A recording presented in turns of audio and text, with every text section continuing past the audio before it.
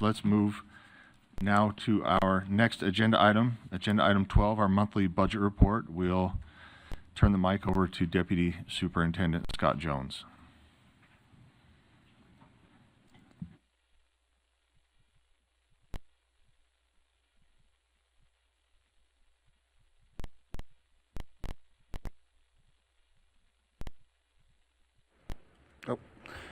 Deputy Superintendent of Operations Scott Jones with the monthly budget report.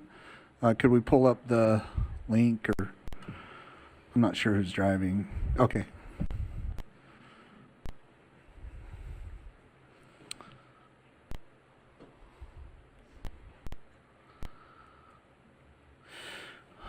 I do attest that the Utah State Board of Education is financially solvent and sound and able to make all its known commitments and obligations.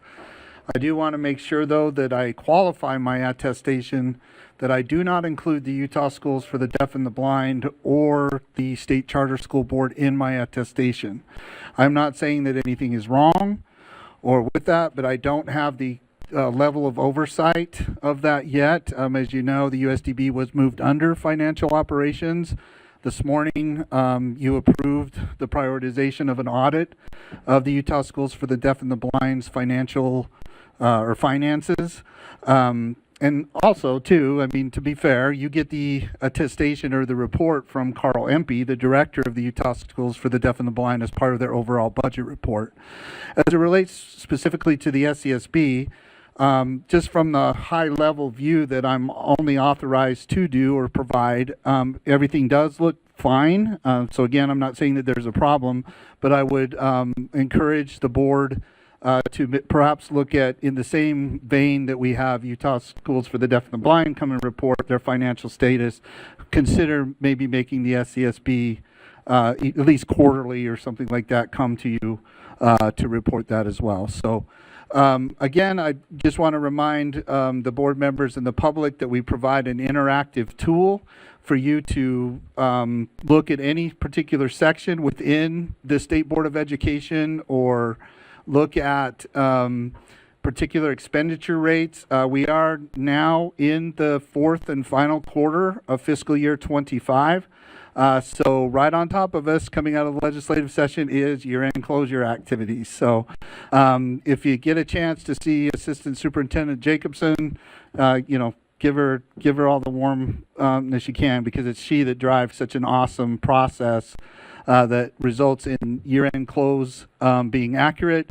Because if you end the year right, then you begin the next year right. So kudos to her and her staff for all their time and effort and work in the legislative session, and then right on top of it, having to go into year-end activities. Also, just real quick, as part of the report, tomorrow we start the process in Finance Committee of your review and adoption of the estimates for what is constituted as the FY26 budget based on the appropriations that we received from the legislature. Madam Chair, subject to any questions or concerns related to the monthly budget report, I can proceed at your direction to the discretionary funds report. I see no questions, so please proceed. So if we could pull up the discretionary funds report. As was mentioned earlier, specific to the RFP, a request for proposal for the board's actions last month, you can see in the main body of, here's all the different projects you've approved, status of the funds for those. You know, even in the far right-hand column, what we were tracking or what we are tracking is when the board made that approval. As part of, and this is why I brought up year-end close activities, we'll be looking at status more deeper in the Finance Committee starting next month, of course, at the direction of the Finance Committee chairs. We'll be looking to make recommendations to the board on how to proceed with current projects.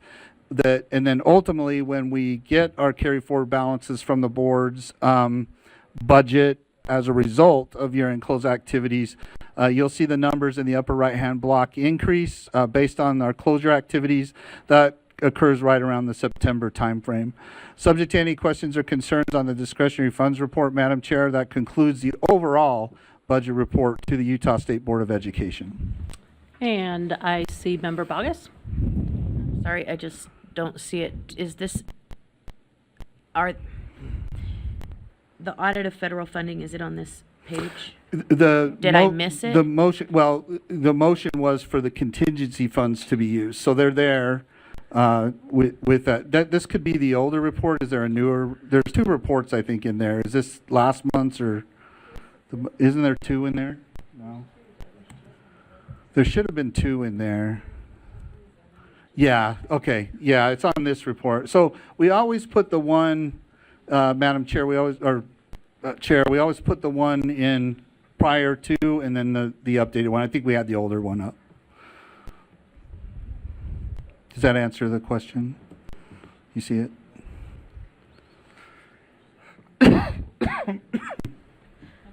Good?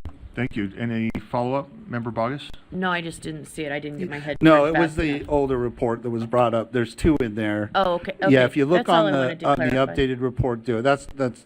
There's two in there. Okay. So, because we want you to see where we were last month, and now we want you to see where we are this month, and to Chair Hymas, to her question, it's on the updated report. I appreciate that. Okay. Thank you. Okay. Thank you, Scott. Appreciate that. Does that conclude the monthly budget report? Okay.